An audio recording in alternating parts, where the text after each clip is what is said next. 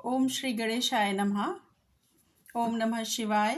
श्री श्री महापुराण अध्याय 21 और 23। सती का प्रश्न तथा उसके उत्तर में भगवान शिव द्वारा ज्ञान एवं नवधा भक्ति के स्वरूप का विवेचन। कैलाश तथा हिमालय पर्वत पर श्री शिव और सती के विविध विहारों का विस्तार पूर्वक वर्णन करने के पश्चात ब्रह्मा जी ने कहा कि मुने, एक दिन की बात है, देवी सती एकांत में भगवान शंकर से मिली और उन्हें भक्ति पूर्वक प्रणाम करके उन्होंने दोनों हाथ जोड़कर खड़ी हो गईं। प्रभु शंकर को पूर्ण प्रसन्न जान नमस्कार करके विनीत भाव से खड़ी हुई दक्ष कुमारी सती भक्ति भाव से अंजलि बांधे बोली। सती ने कहा, देव देव महादेव, करुणा सागर प्रभो, दीनोद्धार परायण महायोगिन, मुझ पर कृपा कीजिए। आप परम पुरुष हैं, सबके स्वामी हैं, रजोगुण सत्वगुण और तमोगुण से परे हैं, निर्गुण भी हैं सगुण भी हैं, सबके साक्षी निर्विकार और महाप्रभु हैं। हर मैं धन्य हूँ जो आपकी कामिनी और आपके साथ सुंदर विहार करने वाली आपकी प्रिया हुई। स्वामिन, आप अपनी भक्त वत्सलता से ही प्रेरित होकर मेरे पति हुए हैं। नाथ, मैंने बहुत वर्षों तक आपके साथ विहार किया है महेशान, इससे मैं बहुत संतुष्ट हुई हूँ और अब मेरा मन उधर से हट गया है। देवेश्वर हर, अब तो मैं उस परम तत्व का ज्ञान प्राप्त करना चाहती हूँ जो निरतिशय सुख प्रदान करने वाला है तथा जिसके द्वारा जीव संसार दुख से अनायास ही उद्धार पा सकता है।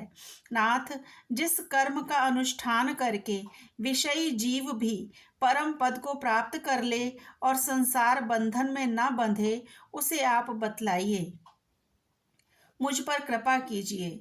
तो ब्रह्मा जी कहते हैं, मुने, इस प्रकार आदिशक्ति महेश्वरी सती ने केवल जीवों के उद्धार के लिए जब उत्तम भक्ति भाव के साथ भगवान शंकर से प्रश्न किया, तब उनके उस प्रश्न को सुनकर स्वेच्छा से शरीर धारण करने वाले तथा योग के द्वारा भोग से विरक्त चित्त वाले स्वामी शिव ने अत्यंत प्रसन्न होकर सती से इस प्रकार कहा। शिव बोले, देवी दक्ष नंदिनी महेश्वरी, सुनो, मैं उसी परम तत्व का वर्णन करता हूँ जिससे वासनाबद्ध जीव तत्काल मुक्त हो सकता है। परमेश्वरी, तुम विज्ञान को परम तत्व जानो। विज्ञान वह है जिसके उदय होने पर मैं ब्रह्म हूँ, ऐसा दृढ़ निश्चय हो जाता है। ब्रह्म के सिवा दूसरी कोई वस्तु का स्मरण नहीं रहता तथा उस विज्ञानी पुरुष की बुद्धि सर्वथा शुद्ध हो जाती है। प्रिय, वह विज्ञान दुर्लभ है। इस त्रिलोकी में उसका ज्ञाता कोई विरला ही होता है। वह जो और जैसा भी है, सदा मेरा स्वरूप ही है। साक्षात पर ब्रह्म है।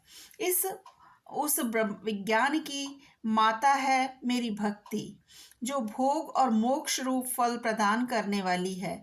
वह मेरी कृपा से सुलभ होती है। भक्ति 9 प्रकार की बतलाई गई है सती। भक्ति और ज्ञान में कोई भेद नहीं है। भक्त और ज्ञानी दोनों को ही सदा सुख प्राप्त होता है। जो भक्ति का विरोधी है, उसे ज्ञान की प्राप्ति नहीं होती। देवी, मैं सदा भक्त के अधीन रहता हूँ और भक्ति के प्रभाव से जातिहीन नीच मनुष्यों के घरों में भी चला जाता हूँ, इसमें संशय नहीं है। सती, वह भक्ति 2 प्रकार की है, सगुणा और निर्गुणा। जो वैधि शास्त्र विधि से प्रेरित और स्वाभाविकी हृदय के सहज अनुराग से प्रेरित भक्ति होती है, वह श्रेष्ठ है तथा इससे भिन्न जो कामना मूलक भक्ति होती है, वह निम्न कोटि की मानी गई है। पूर्वोक्त सगुणा और निर्गुणा, ये दोनों प्रकार की भक्तियाँ नैष्ठिकी और अनैष्ठिकी के भेद से 2 भेद वाली हो जाती हैं। नैष्ठिकी भक्ति 6 प्रकार की जाननी चाहिए और अनैष्ठिकी 1 ही प्रकार की कही गई है। विद्वान पुरुष विहिता और अविहिता आदि भेद से उसे अनेक प्रकार की मानते हैं। इन द्विविध भक्तियों के बहुत से भेद प्रभेद होने के कारण इनके तत्व का वर्णन किया गया है। प्रिय, मुनियों ने सगुणा और निर्गुणा दोनों भक्तियों के 9 अंग बताए हैं। दक्ष नंदिनी, मैं उन 9 अंगों का वर्णन करता हूँ, तुम प्रेम से सुनो। देवी, श्रवण, कीर्तन, स्मरण, सेवन, दास्य, अर्चन, सदा मेरा वंदन, सख्य और आत्मसमर्पण, ये विद्वानों ने भक्ति के 9 अंग माने हैं। शिवे, भक्ति के उपांग भी बहुत से बताए गए हैं। देवी, अब तुम मन लगाकर मेरी भक्ति के पूर्वोक्त 9 अंगों को पृथक पृथक लक्षण सुनियो। वे लक्षण भोग तथा मोक्ष प्रदान करने वाले हैं। जो स्थिर आसन से बैठकर तन मन आदि से मेरी कथा कीर्तन आदि का नित्य सम्मान करता हुआ प्रसन्नता पूर्वक अपने श्रवण पुटों से उसके अमृतोपम रस का पान करता है, उसके इस साधन को श्रवण कहते हैं। जो हृदयाकाश के द्वारा मेरे दिव्य जन्म कर्मों का चिंतन करता हुआ प्रेम से वाणी द्वारा उनका उच्च स्वर से उच्चारण करता है, उसके इस भजन साधन को कीर्तन कहते हैं। देवी, मुझ नित्य महेश्वर को सदा और सर्वत्र व्यापक जानकर जो संसार में निरंतर निर्भय रहता है, उसी को स्मरण कहा गया है। अरुणोदय से लेकर हर समय सेव्य की अनुकूलता का ध्यान रखते हुए हृदय और इंद्रियों से जो निरंतर सेवा की जाती है, वही सेवन नामक भक्ति है। अपने को प्रभु का किंकर समझकर हृदयामृत के भोग से स्वामी का सदा प्रिय संपादन करना दास्य कहा गया है।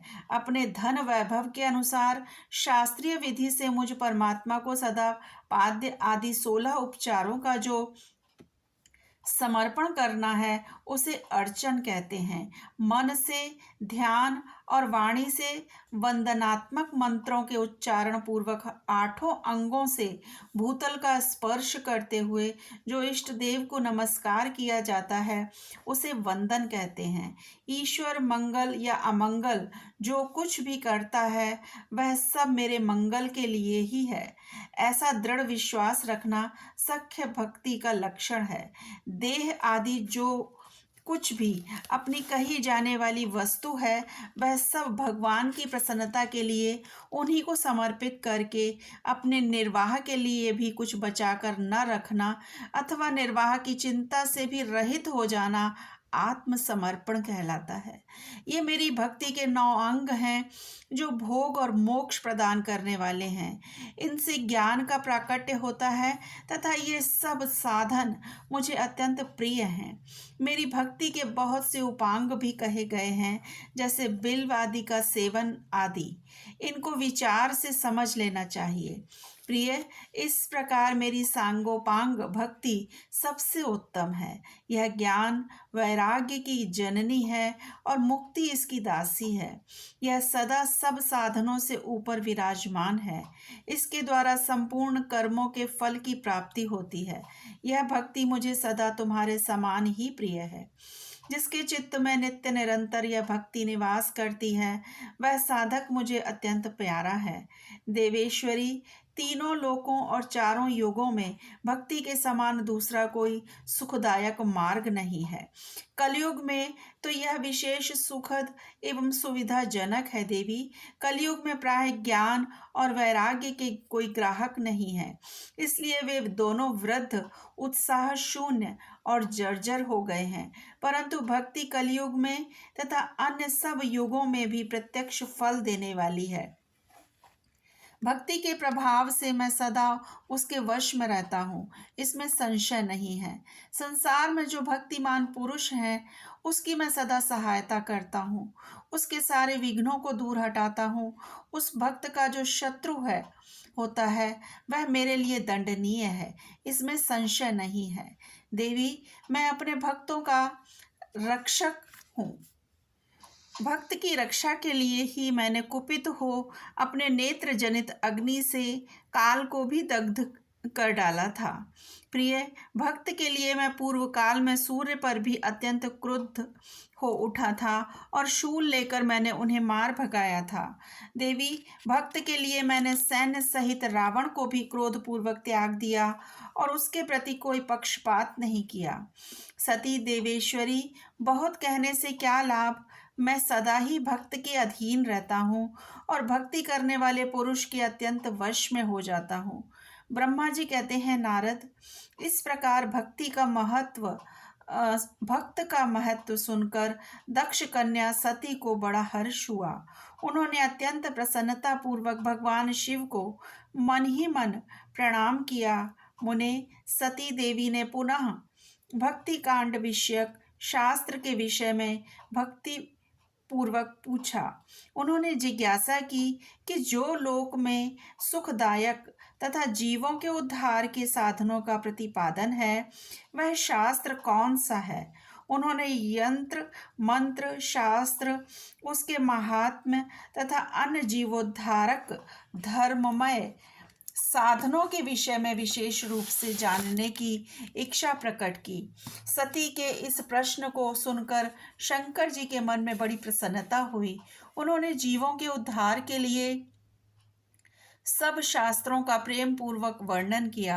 महेश्वर ने पांचों अंगों सहित तंत्र शास्त्र, यंत्र शास्त्र तथा भिन्न भिन्न देवेश्वरों की महिमा का वर्णन किया। मुनीश्वर इतिहास कथा सहित उन देवताओं के भक्तों की महिमा का, वर्णाश्रम धर्मों का तथा राज धर्मों का भी निरूपण किया। पुत्र और स्त्री के धर्म की महिमा का, कभी नष्ट न होने वाले वर्णाश्रम धर्म का और जीवों को सुख देने वाले वैदिक शास्त्र तथा ज्योतिष शास्त्र का भी वर्णन किया। महेश्वर ने कृपा करके उत्तम सामुद्रिक शास्त्र का तथा और भी बहुत से शास्त्रों का तत्वतः वर्णन किया।